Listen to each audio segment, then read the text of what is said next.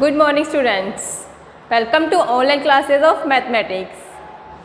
So हम group theory कर रहे थे.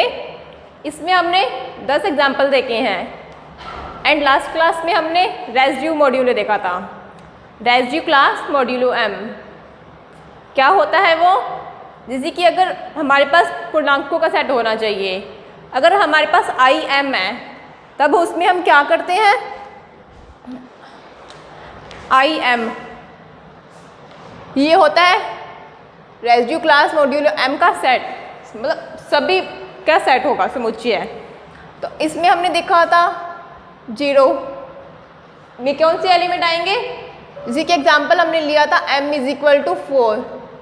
तो I4 के लिए कौन कौन से एलिमेंट आएंगे जिनको 4 से भाग देने पर रिमाइंडर 0 आ जाए. तो हमने देखा था 4 के मल्टीपल वाले टर्म इसके अंदर आएंगे. फिर हमने देखा था 1 रेसिड्यू क्लास मॉड्यूलो 1, इसमें हमने क्या देखा था, जिनको 4 से भाग देने पर रिमाइंडर 1 आ जाए. तो हमने देखा था 5, 9, -1 यही देखा था, सॉरी +1 एंड -3. अब 2 आने के लिए रिमाइंडर 2, तो 2, 6, 10, -2. रिमाइंडर 3 आने के लिए 3, 7, 11, -1 यहाँ तक. उसके बाद अगर 4 देखेंगे, रिमाइंडर 4 तो कभी आ ही नहीं सकता, इसका मतलब वही रिमाइंडर 0 के इक्वल ही है. इसके अंदर वही एलिमेंट आएंगे जो इसके अंदर थे, ये वाला 4 के इक्वल. फिर 4 के मल्टीपल के आगे ऐसे ही चलता जाएगा. इसका मतलब जो हमारा I4 था वो क्या बन रहा था, 0, 1, 2, 3. सो IM देखा था हमने 0, 1 से लेकर m-1 तक बन जाएगा. ये हमारा हो गया IM मॉड्यूलो m डन. अब इसमें हमने देखा सारे इंटीजर्स आ गए, सारे के सारे इंटीजर्स इनके अंदर आ जाएंगे. अब ये इंटीजर है, ये इंटीजर है, इन दोनों का सम भी इंटीजर्स, जो ये वाली टर्म होंगी वो भी इंटीजर. इसका मतलब मॉड्यूलो ये वाली टर्म कब आएगी रेसिड्यू क्लासेस, अगर कोई भी इंटीजर लेंगे ना, हमने कोई भी इंटीजर लिया, जैसे कि मान लिया आपने 5 लिया, तो 5 के लिए भी क्या हो जाएगा, हमें ऐसे ही एक टर्म मिल जाएगी. क्यों, अभी तो हमने कहा हमने तो 3 तक ही होएंगे, 0 से 3, लेकिन अगर हम 5 लेते हैं उसका मतलब वो 1 के इक्वल, बिकॉज 5 को 4 से डिवाइड करने पर तो 1 ही आता है ना, मतलब रिमाइंडर कभी 5 तो नहीं आ सकता, रिमाइंडर 1 नहीं आएगा 4 से डिवाइड करने पर. तो कोई भी 5 लिया तो ये इसी के इक्वल हो गया. ऐसे ही कोई भी इंटीजर लो, उसके लिए हमें ये टर्म मिल जाएंगी. डन. फिर हमारा एग्जाम्पल था नेक्स्ट 12 एग्जाम्पल.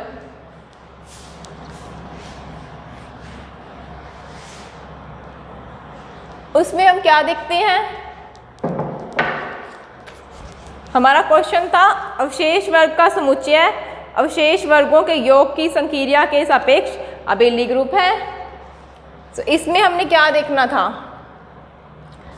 IM क्या होगा हमारा, 0, 1, 2 एंड सो ऑन m-1. उसके बाद अब फर्स्ट प्रॉपर्टी क्लोज्ड. क्लोज्ड के लिए हम क्या देखा था, 2 एलिमेंट होने चाहिए IM से. सो अगर उनका सम, ये प्रूफ करना होता है हमें, उनका सम क्यों, क्योंकि यहाँ ऑपरेशन क्या है, अवशेष वर्गों के योग की संक्रिया प्लस A + B किस में आना चाहिए, IM के अंदर, तब हम कहेंगे क्लोज्ड हो गया. अब अवशेष वर्गों की डेफिनेशन होती है ना, या रेसिड्यू क्लास की डेफिनेशन से,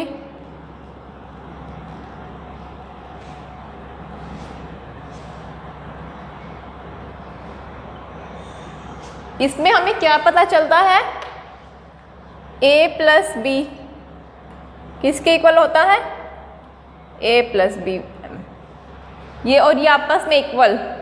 हम देख भी सकते हैं एग्जाम्पल से भी कि जो 1 था और 2 था किसके इक्वल हुआ, a प्लस बी, 1 प्लस 2 3 के। क्यों, अगर इसको और इसको ऐड करेंगे ना आपस में एलिमेंट्स को तो हमें यही मिलेगा। डन, ये डेफिनेशन होती है इस रेसिड्यू क्लासेस की। अब हमें क्या देखना है, a हमारा इंटीजर था, b भी हमारा इंटीजर मतलब पूर्णांक था, a इंटीजर b भी इंटीजर था, तो a प्लस बी भी इंटीजर। बट अभी हम देख के आए हैं कोई भी इंटीजर लें, पूर्णांक लें, उसके लिए हमें एक एलिमेंट मिल जाएगा ऐसा अवशेष वर्ग का एलिमेंट रेसिड्यू क्लास का। So a plus b belongs to integer के लिए, और हम देख के आए हैं प्रत्येक पूर्णांक या प्रत्येक इंटीजर्स के लिए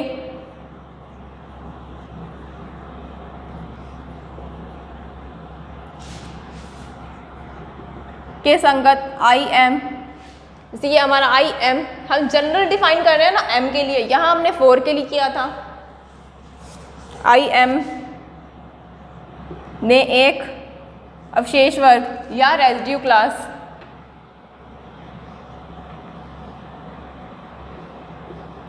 में एक रेसिड्यू क्लास है, या लिख सकते हैं अवशेष वर्ग।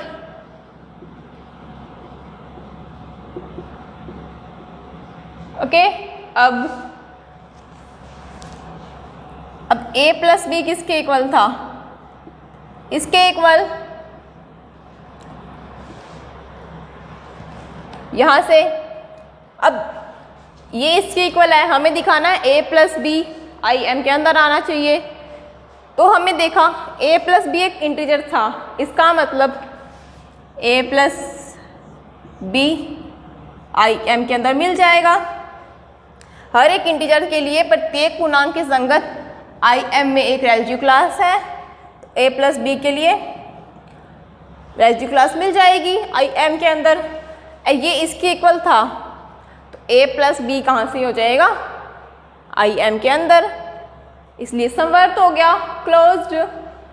अब सेकंड प्रॉपर्टी एसोसिएटिव, उसके लिए 3 एलिमेंट लेते थे आई एम में से, मतलब सेट में से, सेट हमारा आई एम है। अब क्या करते थे हम, a star b star c किसके equal, a star b star c, यही करते थे। सो अब क्या लिखेंगे इनको, इसके लिए लिखते थे, बट एलिमेंट हमारे इस टाइप के है ना। अब हम लिखेंगे प्लस c, ये किसके इक्वल आएगा, ये आएगा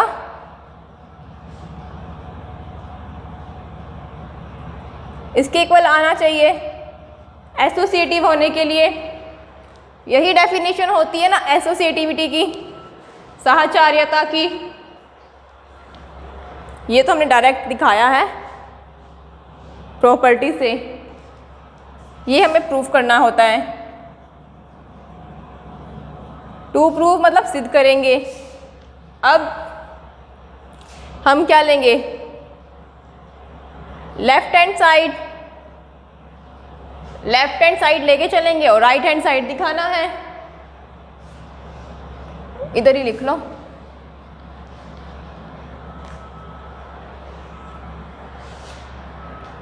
लेफ्ट हैंड साइड लेके चलेंगे।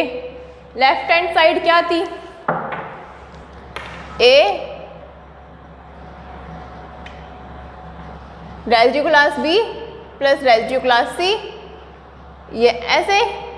अब देखो यहाँ residue class a as it is, then plus, अब इसको हम ये डेफिनेशन थी इससे लिख सकते हैं ना, बी प्लस सी, रेसिड्यू क्लास बी प्लस सी हो गई।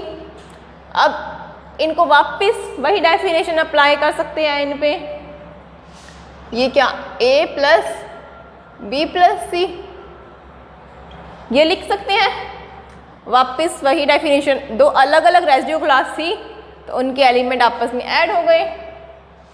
अब ये क्या है, इंटीजर्स है, ए प्लस बी प्लस सी, इंटीजर पूर्णांक, पूर्णांक तो हमें पता है एसोसिएटिव होता है, साहचर्यता प्रॉपर्टी सेटिस्फाई करता है, लिख सकते हैं उसको ये।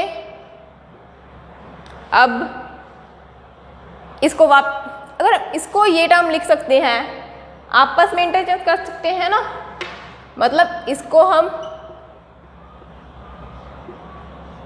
ऐसे लिख सकते हैं अलग अलग।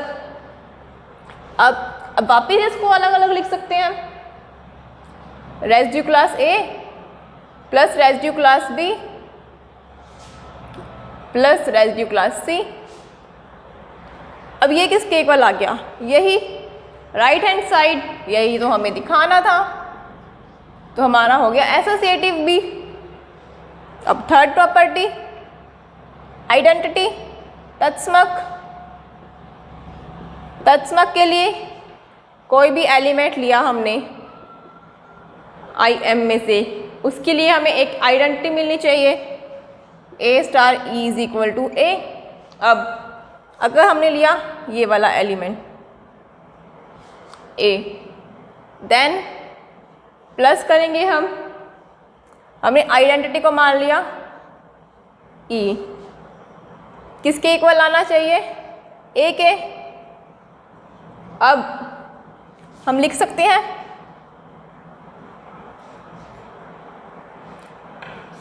ई को हम लिख सकते हैं ऐसे,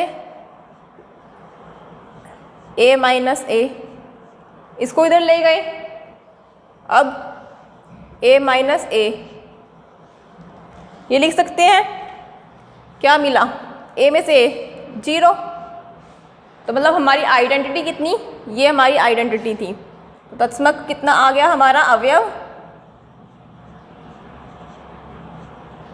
आइडेंटिटी एलिमेंट या तत्समक अवयव कितना आया, वो आ गया ये। डन। अब ऐसे किया वैसे ही ऐसे भी कर सकते थे, ई प्लस ए के इक्वल, ये भी कर सकते थे। ये तो समझाने के लिए लिखा था कि हमें पता है आइडेंटिटी के लिए डेफिनेशन यही होती है। आइडेंटिटी आ गई, अब इन्वर्स, प्रतिलोम ए के लिए प्लस बी कितना आना चाहिए, आइडेंटिटी 0, किसके इक्वल, बी प्लस ए के।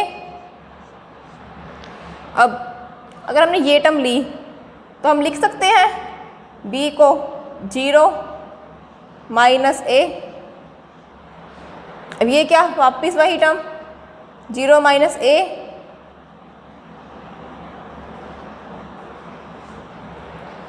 इसको क्या लिखेंगे माइनस ए। अब देखो आई एम था, इसके अंदर तो पॉजिटिव टर्म ही थी ना सारी, 0 1 2 m माइनस 1, क्यों, क्योंकि जो नेगेटिव टर्म थी वो भी इनमें से किसी एक के इक्वल ही होगी। जैसे यहाँ 1 को हमने लिखा -3 -1, ये इसके इक्वल भी होगा, -3 के लिए हम लिखेंगे तो यही आएगा। वैसे ही अगर हम -a को हम m माइनस ए नहीं लिख सकते, क्यों, क्योंकि हमें तो पॉजिटिव टर्म्स चाहिए सारी, हम नोटेशन उसी से यूज़ कर रहे हैं पॉजिटिव टर्म से। तो -a को इसमें हमने क्या किया है, 1 था, तो उसके लिए हमने ये लिख सकते हैं -3। अब -a के लिए m माइनस ए, क्यों, अगर m माइनस ए को भाग दें, अगर हम m माइनस ए, m से क्या मिलेगा, -a मिलेगा ना। ये लिखो m माइनस ए के लिए मॉड्यूलो क्लास लिखो या a के लिए रेसिड्यू क्लास लिखो, एक ही बात है। तो इसको हम ये लिख सकते हैं। तो हमारा इन्वर्स कितना आ गया, इन्वर्स आ गया हमारा m minus A. Inverse of A, क्योंकि आई एम के एलिमेंट इस टाइप के हैं, क्या हुआ m माइनस ए। जैसे कि अगर a की जगह हमने लिया 1, उसका इन्वर्स m माइनस 1, 2 लिया तो m माइनस 2, ऐसे ही आगे चलता जाएगा। इन्वर्स हो गया, डन। प्रतिलोम मिल गया हमें। अब नेक्स्ट हम क्या देखना है, अबेलियन ग्रुप पूछे, अबेलियन ग्रुप, तो कम्यूटेटिव भी। अब कम्यूटेटिव के लिए हमें क्या निकालना होता है, ए स्टार बी किसके इक्वल, बी स्टार ए के। उसको कैसे करेंगे, अब हम वही left hand side and right hand side, यही प्रोसीजर कर रहे हैं हम हर एक में। सो हमने लिया कम्यूटेटिव, ए प्लस बी किसके इक्वल आना चाहिए, बी प्लस ए के। हमने लिया लेफ्ट हैंड साइड को राइट हैंड साइड के इक्वल दिखाएंगे, या राइट हैंड साइड को भी दिखा सकते हो लेफ्ट हैंड साइड के इक्वल, कोई इशू नहीं है उसमें। इसको हम क्या लिख सकते हैं, a plus b, residue class of a plus b, a plus b का अवशेष वर्ग। अब a प्लस बी किस में थे, फिर इंटीजर्स था ये। अब इंटीजर तो हमें पता है क्या होता है, अबेलियन ग्रुप होता है एडिशन ऑपरेशन के लिए, एडिशन ही है, हम लिख सकते हैं ना इसको b प्लस ए, b प्लस ए। अब वापस इसको residue class of b plus residue class of a, ये किसके इक्वल आया, राइट हैंड साइड। तो हमारा हो गया कम्यूटेटिव क्रम विनिमेयता प्रॉपर्टी, डन। सो हमारा जो था आई एम, क्वेश्चन में इन्होंने लैंग्वेज लिखी थी अवशेष वर्ग का समुच्चय, अवशेष वर्ग का समुच्चय मतलब आई एम, ये सारे अवशेष वर्ग है ना, रेजिड्यू क्लासेस हैं, ये इनका समुच्चय है। अवशेष वर्गों के योग की संक्रिया, योग इनका और इसका योग ऐसे ही कर रहे हैं, योग की संक्रिया के सापेक्ष अबेलियन ग्रुप है। तो हमने सारी प्रॉपर्टीज प्रूफ कर दी यहाँ पर। सो ये हमारा क्या हो गया, अबेलियन ग्रुप आ गया। ओके, किसी को सब समझ आ गए। क्लोजर के लिए वही डायरेक्ट प्रॉपर्टी, एसोसिएटिव, फिर आइडेंटिटी को हमने ऐसे लिख सकते हैं, फिर इन्वर्स को। यहाँ तो दिक्कत नहीं है ना किसी को, माइनस ए को m माइनस ए क्यों लिखा, जैसे कि यहाँ 1 रिमाइंडर, अपने क्या कर रहे हैं 1 रिमाइंडर आना चाहिए, तो ये वाली टर्म्स आ गई, ठीक है। अब -3 भी लिख सकते हैं इसको, 5 भी लिख सकते हैं, क्योंकि जो इसके अंदर वाले एलिमेंट हैं उसको अगर -3 को अगर हम करें, क्या करना होता है, ऐसी टर्म जिसको 4 से डिवाइड करने पर रिमाइंडर 1 आए। अब रिमाइंडर नेगेटिव तो कभी आता ही नहीं है, बट ये जो ये वाली टर्म है अंदर वाली, ये इसके इक्वल ही आती है। अब हमारा था -a, जैसे कि -a -3, इसके अंदर अगर हम m = 4 लिया था, 4 ऐड कर दें तो कितना आया 1। और हमें पता है जो -3 के लिए रेजिड्यू क्लास थी और 1 के लिए रेजिड्यू क्लास सेम है दोनों के लिए, वही -3 के अंदर m ऐड किया, m = 4, तो रेजिड्यू क्लास सेम। अब -a के अंदर m ऐड किया तो उसके लिए रेजिड्यू क्लास इक्वल आ गई। सो हमारा हो गया ये, जैसे कि -3 को लिख सकते हो m = 4 लिया तो 4 - 1 4 - 3 = 1, यहाँ से समझ सकते हैं हम, डन। तो हमारी सारी प्रॉपर्टीज हो गई। तो ये हमारा अबेलियन ग्रुप हो गया। ओके, सो अब हम 11th एग्जाम्पल देखते हैं। भूले तो नहीं ना कि अभी हमने 11th एग्जाम्पल किया नहीं है।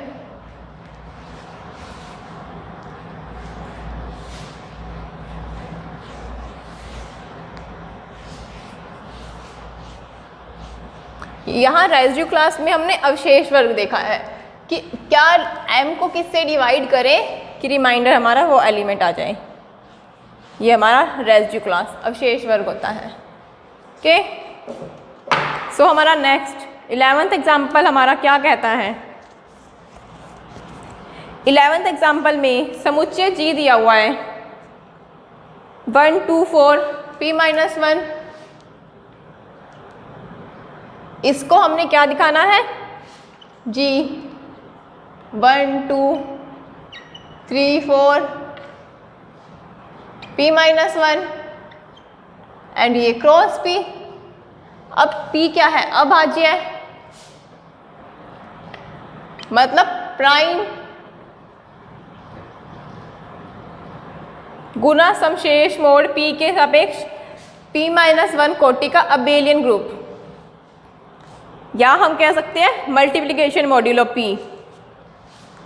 ऑपरेशन हम जैसे एडिशन मल्टीप्लिकेशन लगाते थे, यहाँ ऑपरेशन है ये, यहाँ लिखा ही हुआ है ये, इसका मतलब क्या होता है, मल्टीप्लिकेशन मॉड्यूलो P।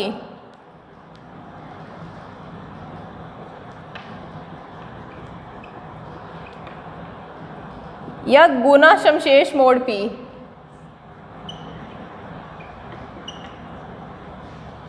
जैसे हमने एडिशन के लिए किया था ना, याद है, प्लस P, वैसे ही ये मल्टीप्लिकेशन के लिए होता है। ओके, तो जैसे कि अब इसको हमें क्या दिखाना है, ग्रुप दिखाना है, इनफैक्ट अबेलियन ग्रुप। और यहाँ इन्होंने साफ साफ दे दिया कि p-1 कोटि का है। हमने ऑर्डर पढ़ा था, फाइनाइट ग्रुप सेट है, उसके अंदर जितने भी एलिमेंट होंगे वही ग्रुप का ऑर्डर, ग्रुप की कोटि। यहाँ हम देख रहे हैं 1 2 3 से p-1 तक एलिमेंट हैं, मतलब इसका ऑर्डर कितना हो गया, p-1। अब हमें इसको प्रूफ करना है, क्या दिखाना है, अबेलियन ग्रुप। सो वही क्लॉज फर्स्ट, क्लॉज के लिए अब कोई कहेगा यहाँ हम टेबल भी बना सकते थे, हाँ बना सकते थे, बट फिर वो जनरली के लिए, जनरल प्रूफ कर रहे हैं ना हम, तो थोड़ा कॉम्प्लिकेटेड हो जाएगा टेबल बनाना। जैसे हम लिखे 1 2 p-1 फिर p-1, अब p-1 को p-1 से गुना करना फिर वैसे थोड़ा कॉम्प्लिकेटेड हो जाता है। करने को कर भी सकते हैं, बट हम डायरेक्ट प्रूफ कर रहे हैं यहाँ पर। जो हमने प्रॉपर्टीज देखी है क्लोज्ड, क्लोज के लिए 2 एलिमेंट लेते हैं, G में से हमने लिया A और B, G में से। अब A और B G में से लेने का मतलब कहाँ, इसके अंदर एलिमेंट कहाँ से हैं, 1 से तो बड़े हैं, p-1 से छोटे। इसका मतलब A को लिया 1 से बड़ा एंड p-1 से छोटा, फिर B को लिया 1 से बड़ा एंड p-1 से छोटा। डन, क्योंकि G के अंदर एलिमेंट इसी प्रकार के हैं ना। सो अब हम क्या करेंगे,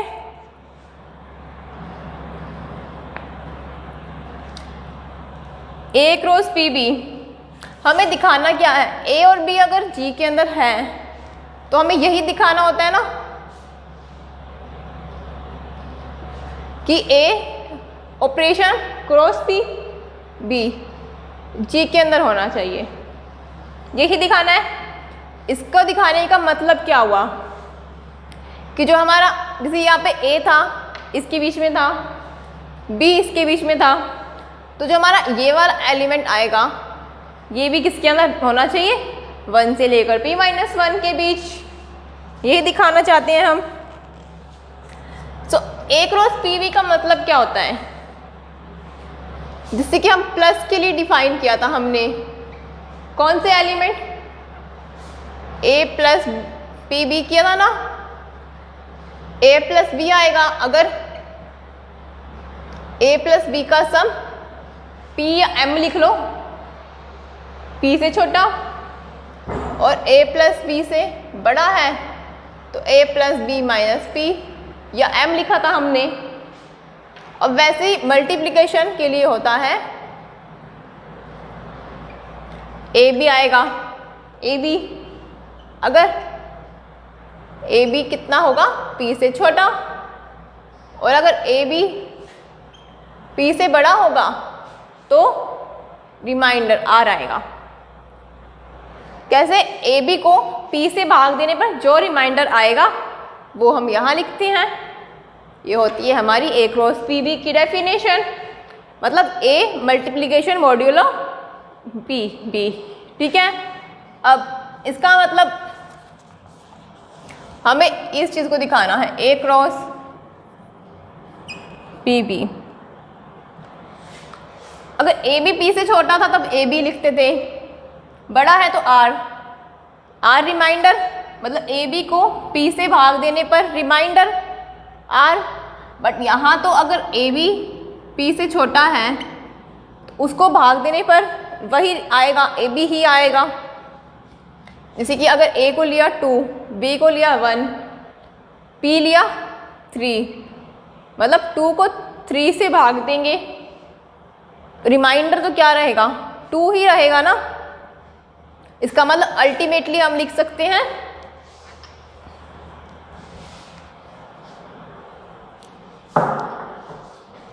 इसको लिख सकते हैं हम आर, जहां आर क्या है? ए बी को पी से भाग देने पर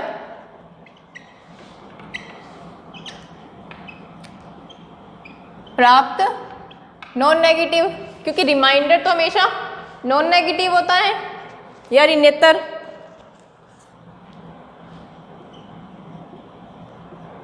नॉन नेगेटिव रिमाइंडर,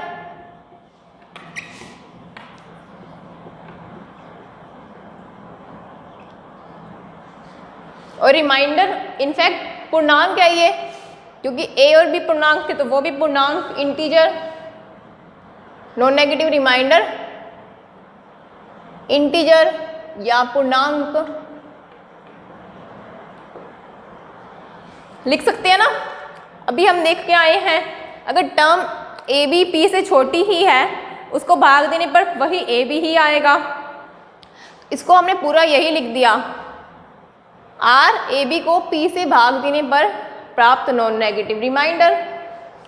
यहाँ वाला आर और ये वाला आर सेम ही है कि पी से छोटा ए बी लिखते, हमने डायरेक्ट ही वही लिख दिया। अब इसकी डेफिनेशन वो हो जाएगी क्या? ए क्रॉस मॉड्यूलो पी बी कितना आया? आर। आर क्या है? वही ए बी को ए को बी से मल्टीप्लाई किया, ए बी को पी से भाग देने पर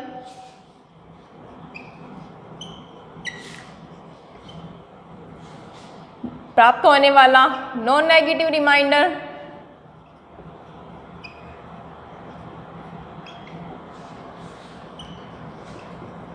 non negative reminder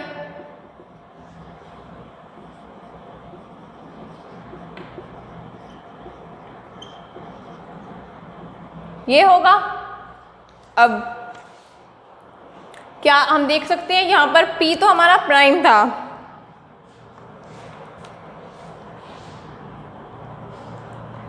A B क्या होगा? P से डिविजिबल नहीं है या विभाज्य नहीं है।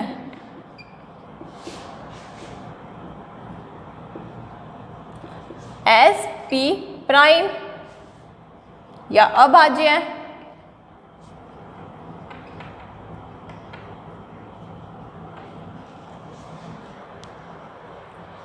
जो ए बी टर्म आएगी पी से पूरा भाग नहीं जाएगा। डिविजिबल नहीं है का मतलब पूरा भाग नहीं जाएगा। जैसे मान लिया हमने लिया p is equal to 3, prime लेना है कोई भी, p को ले लिया 3, तो g के अंदर क्या आएंगे? 1 p-1 मतलब एग्जाम्पल कर रहे हैं हम, p में से एक गया, 3 में से एक गया 2, 1 और 2 एलिमेंट यही आएंगे। अब AB का मतलब A is equal to 1, B is equal to 2, AB का मतलब 2। क्या AB P से डिविजिबल नहीं है? क्या 2 था 3 से डिविजिबल है? 3 से भाग जा रहा है 2 का? नहीं जा रहा ना। सो यहाँ भी हम लिख सकते हैं 2 3 से डिविजिबल नहीं है।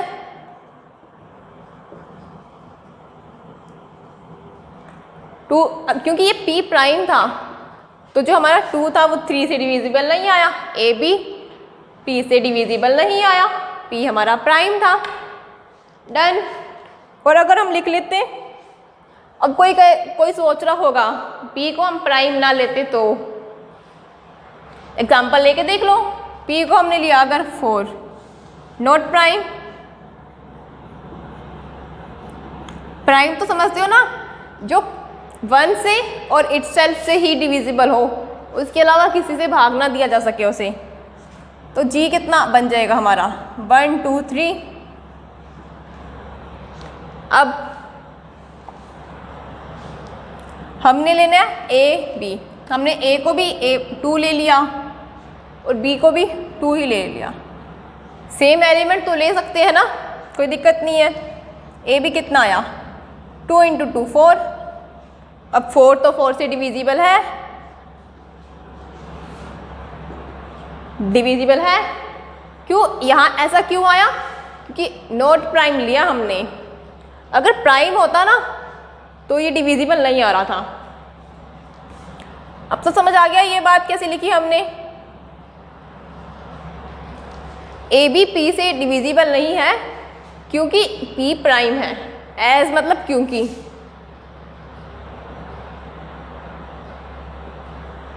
P प्राइम है तो AB P से डिविजिबल नहीं है। अगर P प्राइम ना होता तब तो डिविजिबल हो सकता था। अब यहाँ पे भी अलग अलग की जगह सेम लेते, अगर 4 आता, 4 तो फिर भी 3 से डिविजिबल नहीं है ना।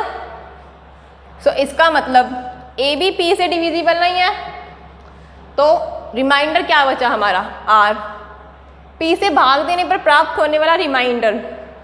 अब इसका P से भाग ही नहीं जा रहा तो कुछ रिमाइंडर तो जो अगर भाग जाता, जैसे कि 4 को 3 से, तो रिमाइंडर बचता 1। अब अगर भाग ही नहीं जा रहा, ये 2 ही आ रहा है मान लिया, तो रिमाइंडर तो वही 2 ही बचेगा ना। इसका मतलब जो हमारा रिमाइंडर, समझ रहे हो ना?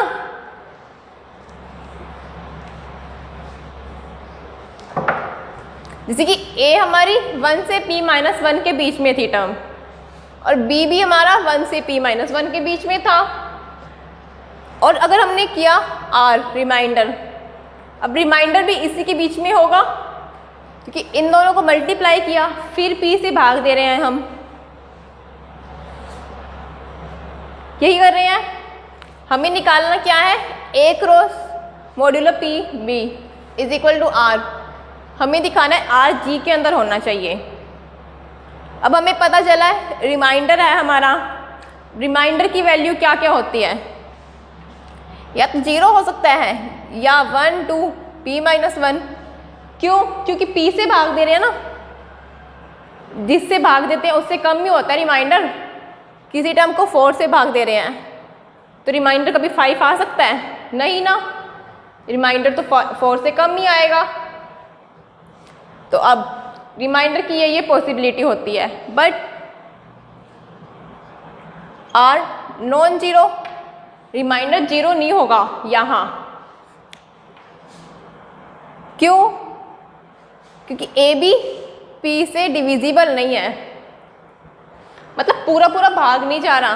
किसी टर्म का अगर पूरा पूरा भाग जाता है तभी तो रिमाइंडर 0 आता है। अब डिविजिबल ही नहीं है, भाग ही नहीं जा रहा, तो रिमाइंडर 0 नहीं आएगा। तो रिमाइंडर कितना बचा 1 2। ये पॉसिबल रिमाइंडर है हमारा, पॉसिबल रिमाइंडर या शेषफल।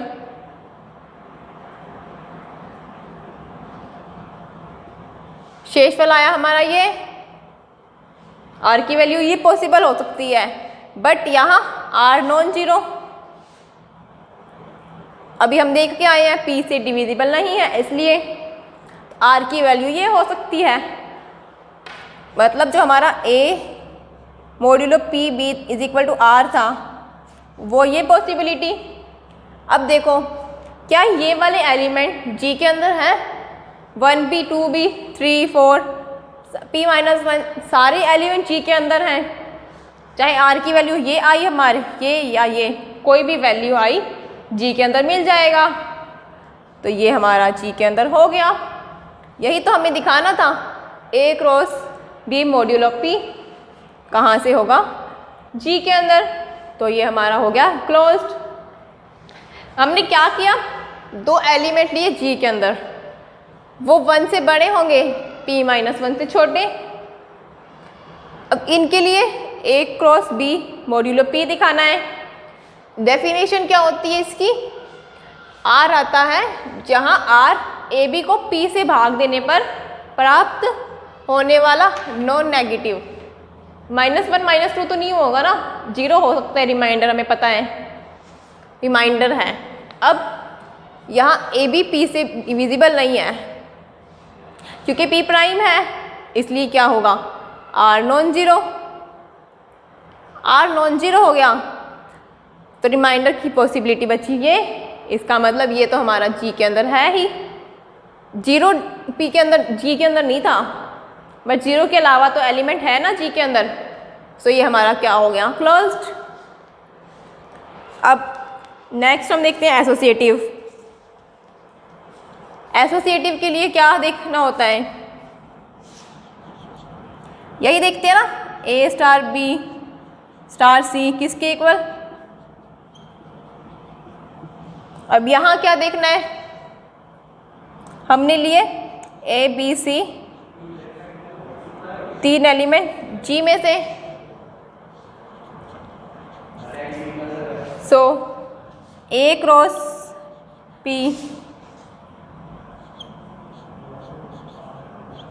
बी क्रॉस सी मॉड्यूलो पी किसके इक्वल,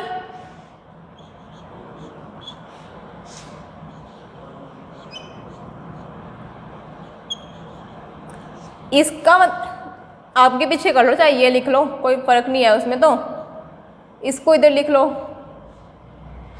आगे भी इसको इधर तो लिख सकते हैं ना, दोनों इक्वल ही हैं। अब यही दिखाना होता है हमें, ये हमें प्रूफ करना है। प्रूफ कैसे करेंगे इसको, हमने वही लेफ्ट हैंड साइड ली, उसको राइट हैंड साइड के इक्वल हमने लिया left hand side, A cross B cross P modulo P. ये अब इसका मतलब क्या हुआ,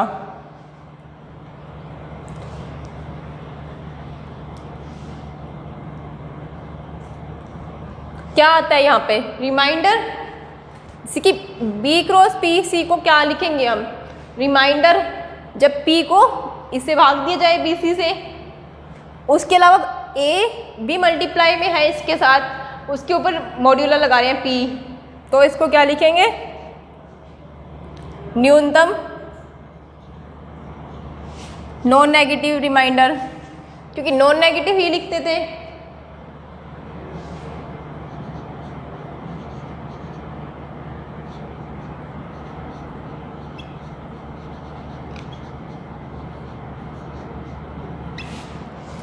जब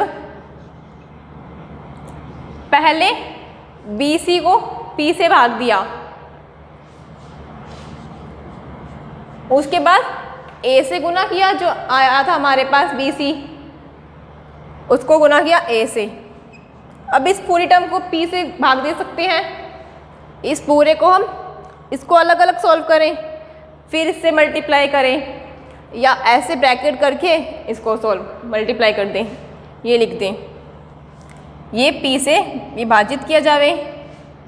यही करते, R को AB से भाग दें, सॉरी AB को P से भाग देने पर, AB को P से भाग, यहाँ ABC को P से भाग देने पर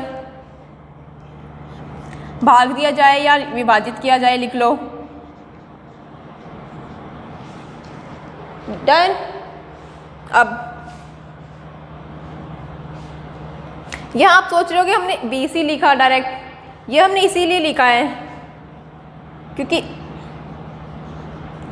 इसका मतलब यही होता है ना, वो रिमाइंडर आता है AB, अगर P से छोटा हो तो, बड़ा हो तो R रिमाइंडर। इसको हम ये भी लिख सकते हैं मोड P।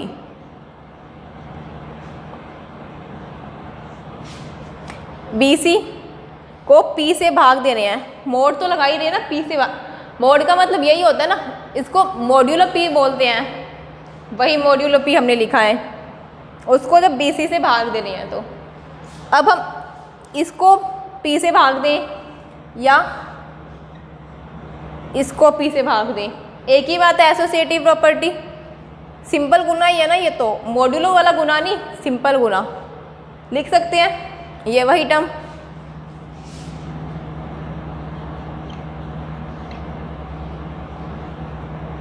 वही न्यूनतम रिमाइंडर। न्यूनतम क्यों लगा रहे हैं कि पहले इसको आपस में गुना किया था, उसके बाद यहाँ से किया था, 2 बार मॉड्यूलो कर रहे हैं ना, उसको हम डायरेक्ट एक बार लिखने के लिए न्यूनतम, जो इसका मॉड्यूलो आएगा और इसका मॉड्यूल आएगा, उसके अंदर जो न्यूनतम होगा, तो न्यूनतम नॉन नेगेटिव, फिर वही रिमाइंडर।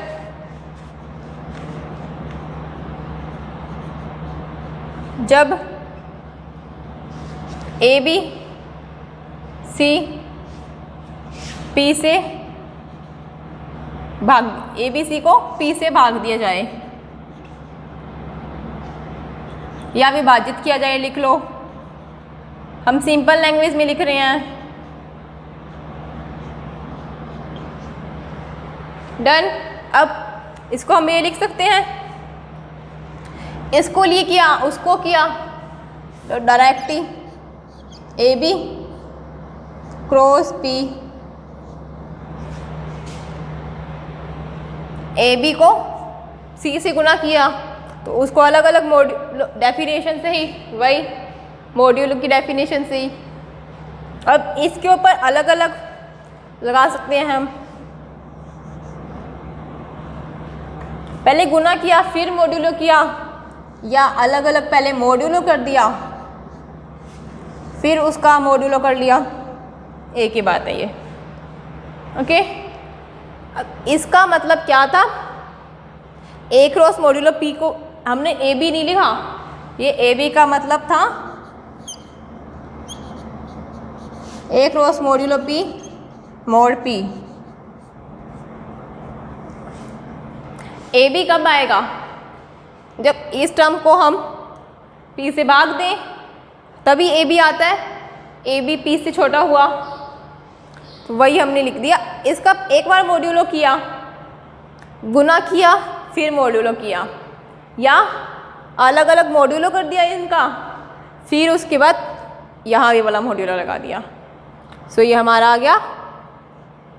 हम लेके क्या चल रहे थे, ये लेफ्ट हैंड साइड, मिल के आ गया हमें राइट हैंड साइड, इसका मतलब ये हमारा एसोसिएटिव हो गया, जो हमारा G था एसोसिएटिव भी हो गया। अब हमें निकालना है आइडेंटिटी। आइडेंटिटी के जैसे कि अगर हम देखें ये मल्टीप्लिकेशन मॉड्यूलो है, अगर सिंपल गुना होता उसके लिए आइडेंटिटी क्या होती है, 1। जब अगर सिंपल गुना के लिए ही आइडेंटिटी 1 है, तो यहाँ मल्टीप्लिकेशन में देख रहे थे हम क्या कुछ फ़र्क आ रहा है क्या, 1 से 1 आइडेंटिटी बन पा रही है या नहीं बन पा रही।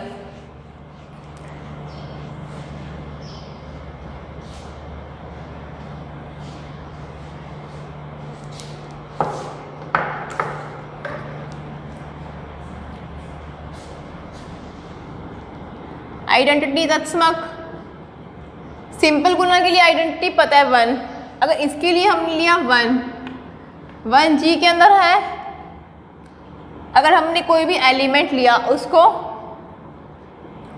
ये किया, देखो इसका मतलब A को 1 से गुना करने पर P से भाग देना है, ए को 1 से गुना ही करेंगे जब हम, तो ए आ जाएगा, ए गुना 1 को पी से भाग देने पर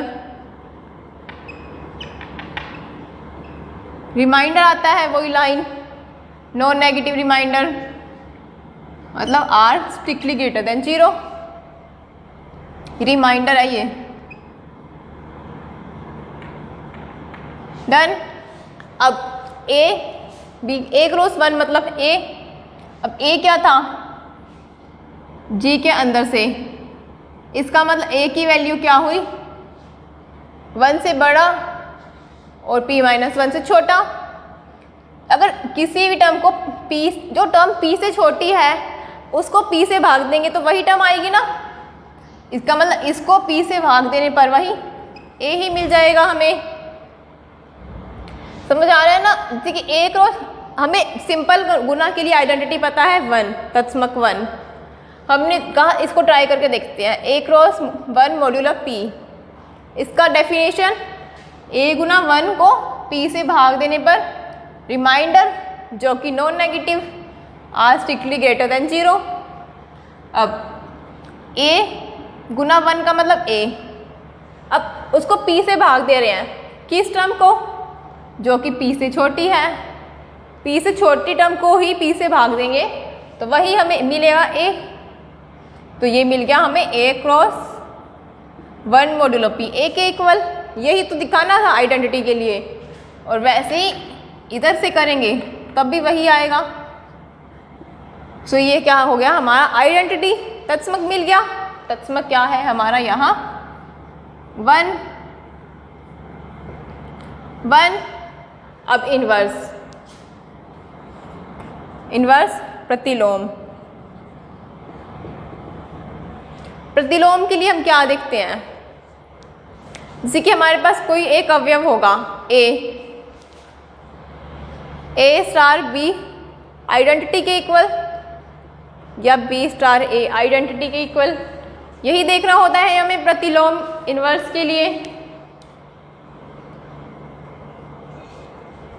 डन, यही देखना होता है। अब अगर हमने r लिया, कोई भी एलिमेंट g से ले रहे हैं, क्या होगा 1 से बड़ा और p माइनस 1 से छोटा, उसके लिए हमें एक एलिमेंट मिलना चाहिए s। कोई भी नोटेशन दे सकते हैं, a भी ले लो या rs, कोई डिफरेंस नहीं है। r को s से मल्टीप्लाई अगर मॉड्यूलो p करें हमें मिलना चाहिए 1 या s क्रॉस p r, तब हम कहेंगे कि s इन्वर्स होगा। r कोई भी आर्बिट्रेरी एलिमेंट, अब हम देखना चाहते हैं कि मिलता है क्या ऐसे सच में। ठीक है, हमने हर एक एलिमेंट के लिए लेके देखा, अगर r हमने लिया 1 2 p माइनस 1, इन सभी एलिमेंट्स को s से गुणनफल,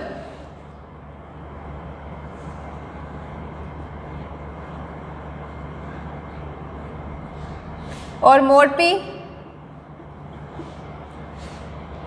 अब यहाँ एक चीज़ और देखो, हमें r के लिए इन्वर्स निकालना है, ये तो हमें प्रूफ करना है ना। इसका इन्वर्स होता है वो क्या होना चाहिए, g के अंदर से ही, मतलब जो हमने s होना चाहिए g के अंदर से, s 1 से बड़ा और p माइनस 1 से छोटा होना चाहिए, क्योंकि g के अंदर इस टाइप के एलिमेंट हैं। अब हम ले सकते हैं यहाँ कोई भी, हमने s ले लिया, इस हम किसी भी r मतलब g के किसी भी एलिमेंट को s के साथ गुना करेंगे, हमें 1 मिलना चाहिए। हम देखते हैं हमें ऐसा s मिलता है क्या। तो हमने माना s कहाँ से ले लिया, 1 से बड़ा और p माइनस 1 से छोटा, मान सकते हैं। s कहाँ से लिया हमने, g के अंदर से। डन। अब गुना करें अगर हम इसका,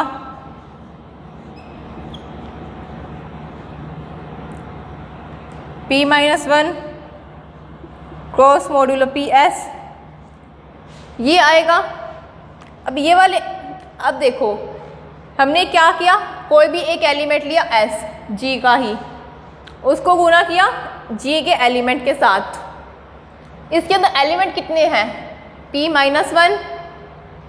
अगर हमने कहा तो ये वाले एलिमेंट थे, इसमें से देखो एक एलिमेंट तो हमने एस था, ये एलिमेंट हो गए p-1।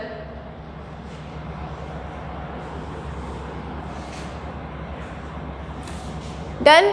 अब हमें क्या दिखाना है कि ये 1 के इक्वल आए। तो जो ये वाले एलिमेंट है ना, इसके अंदर तो 1 भी है, 2 भी है, p-1 भी है। अगर हमने कहा कि ये वाले सारे एलिमेंट क्या होंगे, अलग अलग होंगे,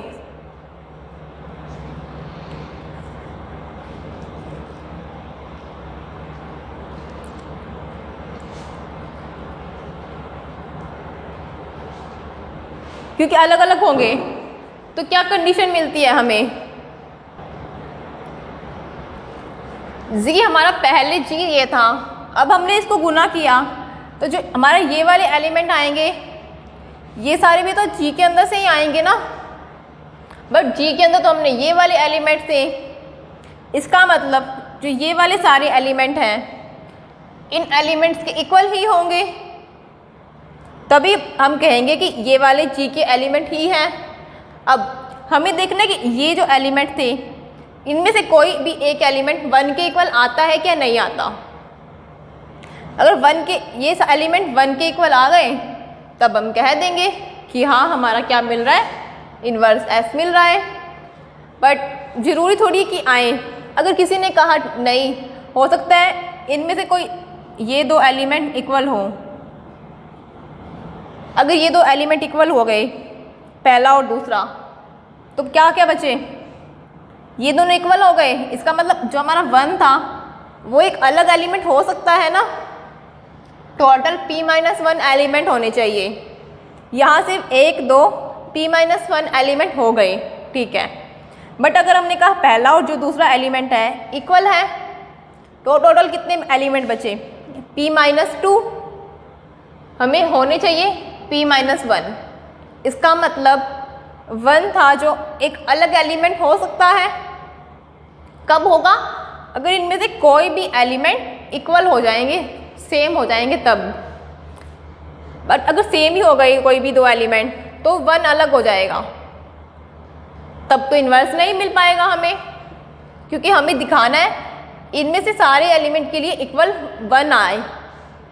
कोई भी एलिमेंट इक्वल हो गए तब ये 1 तो अलग एलिमेंट मिल जाएगा। डन।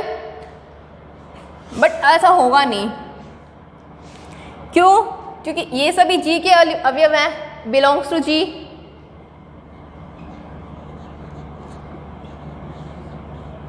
जी के एलिमेंट के अवयव लिख लो। और क्या है, इनमें से कोई भी समान नहीं है, क्योंकि कोई भी इक्वल हो जाता तो 1 हमें एक अलग एलिमेंट मिल जाता।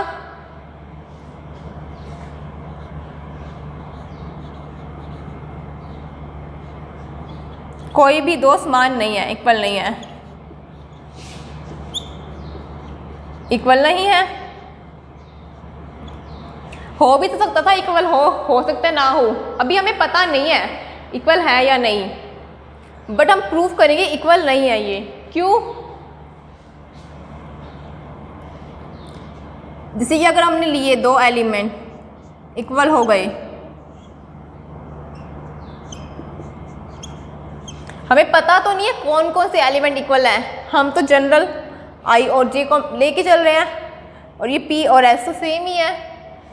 अब ये इक्वल होने का मतलब क्या होता है,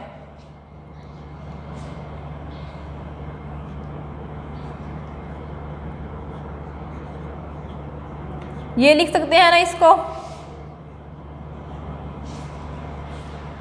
इसका मतलब I S minus J S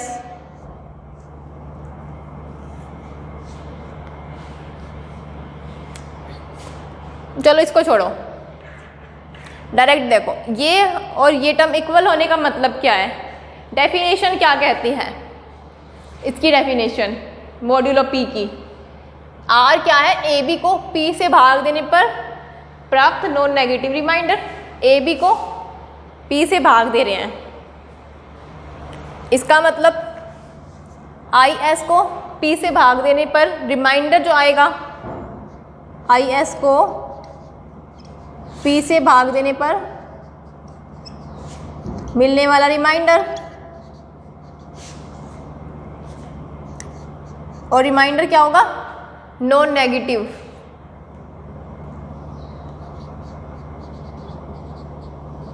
reminder are non negative, और ये क्या आएगा, किसके इक्वल, जे एस को पी से भाग देने पर, हम डेफिनेशन से ही कर रहे हैं जो हम डेफिनेशन अभी देख के आए हैं। जे एस को पी से भाग देने पर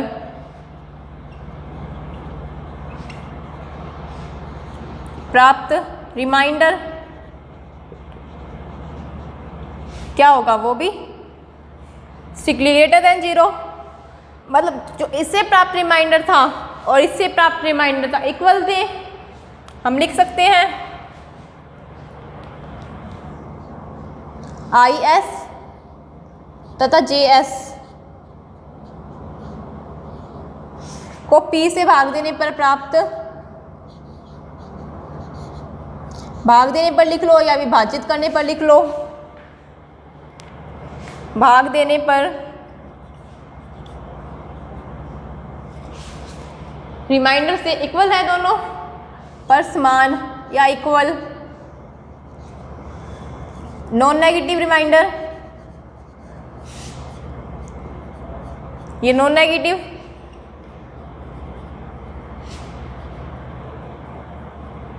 रिमाइंडर प्राप्त होता है।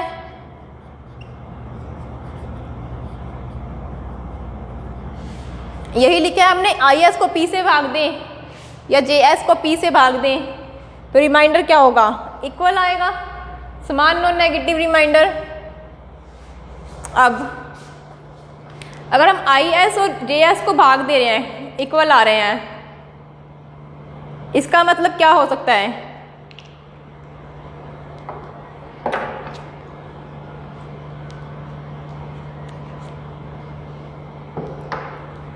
जिसे हम लिखते थे ना, अगर 2 और 2 इक्वल हैं तो 2 - 2 0, ऑब्वियसली बात है। अब आई एस और जे एस को पी से भाग देने पर जो रिमाइंडर आ रहा था वो इक्वल आ रहा था, तो हम लिख सकते हैं I S minus J S, I S minus J S, दोनों के रिमाइंडर इक्वल हैं, तो I S minus J S क्या हो गया, पी से भाग विभाज्य हो गया।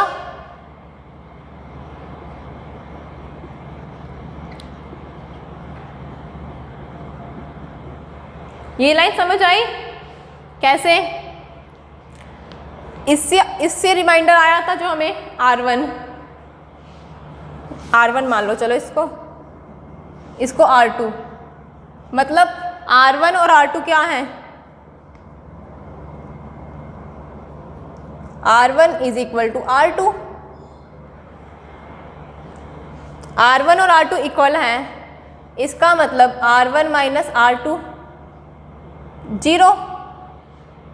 कब, यहाँ अगर हम मोड P कर रहे हैं, R1 R2 कब आए थे, आई एस और जे एस को P से भाग देने पर, तो अगर वो इक्वल आ रहे थे तो अगर इनको माइनस करें, पूरा पूरा भाग जा रहा है, इसका मतलब I S minus J S का पी से पूरा पूरा भाग जा रहा है, तभी तो 0 आएगा रिमाइंडर।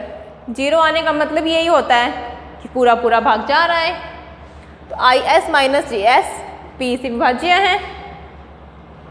ये लाइन समझ आई, मतलब I S minus J S divide P कितना आया, 0, इसको पी से भाग देने पर रिमाइंडर 0,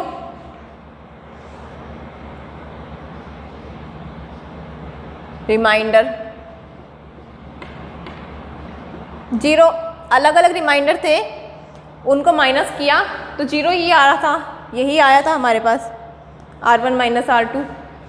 अब यहाँ से IS माइनस JS P से विभाज्य है,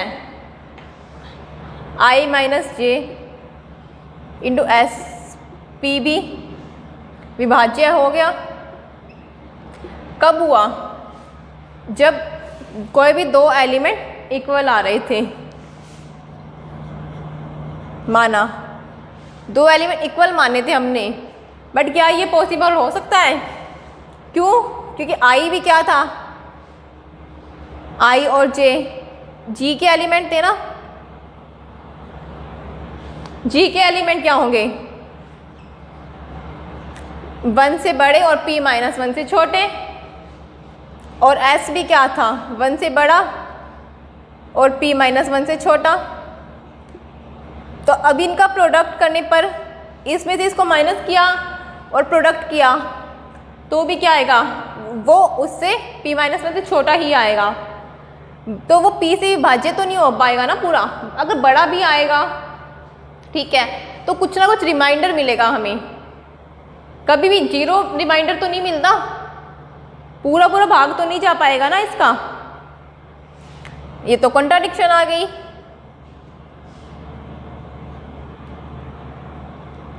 यह तो विरोधी कंडीशन है, कॉन्ट्राडिक्शन कंडीशन है।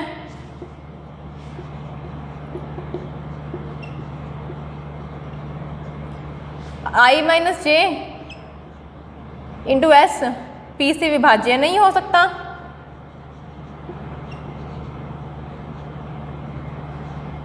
नहीं हो सकता।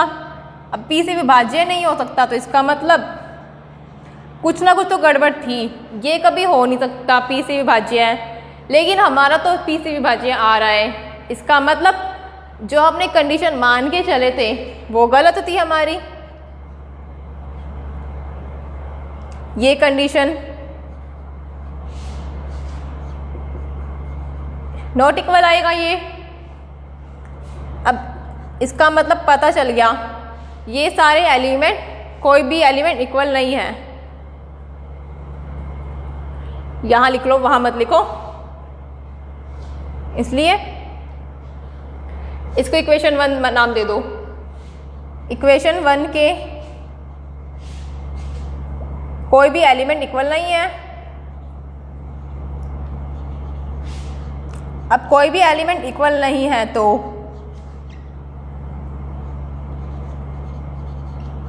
इक्वल नहीं है, इसका मतलब, बट हमें पता है G में तो हमारे पास 1 भी है। इसका मतलब वो इनमें से किसी के इक्वल ही होगा ना, किसी ना किसी के इक्वल होना ही पड़ेगा उसको। तो हम क्या लिख सकते हैं,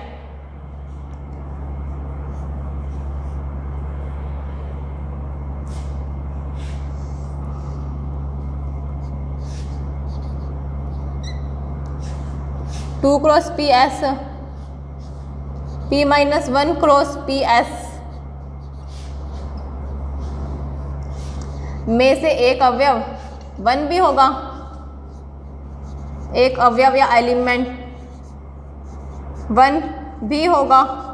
अभी हम देख के आए हैं, क्योंकि 1 भी G में से है और ये सारे एलिमेंट भी G में से हैं, तो इसका मतलब 1 को किसी के इक्वल होना ही पड़ेगा।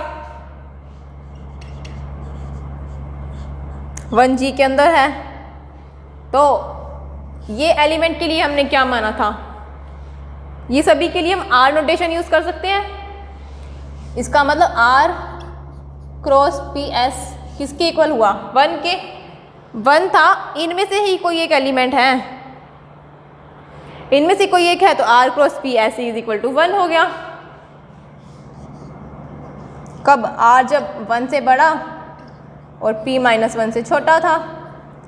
यही तो हमें प्रूफ करना था। इनवर्स के लिए यही डेफिनेशन प्रूफ करते हैं ना। तो क्या आ गया हमारा ये इनवर्स। R एलिमेंट लिया, उसके लिए हमें S दिखाना है। हमने क्या किया, R की वैल्यू 1 से P माइनस 1 के बीच हो सकती है, तो इसको हम ये लिख सकते हैं। अब हमें ये सारे भी G के एलिमेंट हैं और 1 भी G का एलिमेंट है, तो अगर इनमें से 1 किसी के इक्वल आ जाएगा तब तो हमारा डन होगी कंडीशन, यही हम दिखाना चाहते हैं। लेकिन ज़रूरी थोड़ी है 1 इक्वल आए, हो सकता है 2 एलिमेंट इक्वल हो जाएं तो 1 इक्वल नहीं आ पाएगा इनके। कोई भी 2 एलिमेंट इक्वल हो जाए तो 1 एक अलग एलिमेंट हो जाएगा। तो हम दिखाना चाह रहे हैं कि कोई भी 2 एलिमेंट इक्वल हैं या नहीं हैं। अगर हमने इक्वल लेके चले तो IS को P से भाग देने पर और JS को P से भाग देने पर प्राप्त रिमाइंडर सेम होगा, समान रिमाइंडर मिलेगा। रिमाइंडर समान है तो R1 माइनस R2 0। अब इसका 0 होने का मतलब IS माइनस JS था, P से पूरा पूरा भाग जा रहा है, तभी हम कहते हैं ना रिमाइंडर 0। P से विभाज्य है, रिमाइंडर 0 है। अब ये विभाज्य है तो ये भी विभाज्य हुआ, बट ये सारे P माइनस 1 से छोटे हैं और P तो प्राइम है, तो ये तो कभी विभाज्य हो ही नहीं सकता। इसका मतलब जो हमने माना था वो हमने गलत कंडीशन मानी थी। तो क्या पता चला हमें, हमारी विरोधी कंडीशन है P प्राइम, यह विरोधी कंडीशन है किससे, जो कि हमने मानी थी। इक्वेशन 2 नाम दे दो इसको। सो इक्वेशन 2 क्या होगी, ये, इसका मतलब हमें मिल गया ये। अब दोनों एलिमेंट अलग अलग हैं तो 1 को इनमें से किसी एक के इक्वल ही होना पड़ेगा, क्योंकि ये सारे भी G के एलिमेंट हैं और 1 भी G का ही एलिमेंट है, तो इक्वल होना पड़ेगा। तो ये हमारा इन्वर्स आ गया। अब नेक्स्ट हमें दिखाना है कम्यूटेटिव। कम्यूटेटिव के लिए A cross P modulo B is equal to B cross modulo A। अब लेफ्ट हैंड साइड लेके चलें, A cross B modulo P। AB को P से भाग देने पर प्राप्त रिमाइंडर जो कि क्या होगा, नॉन नेगेटिव।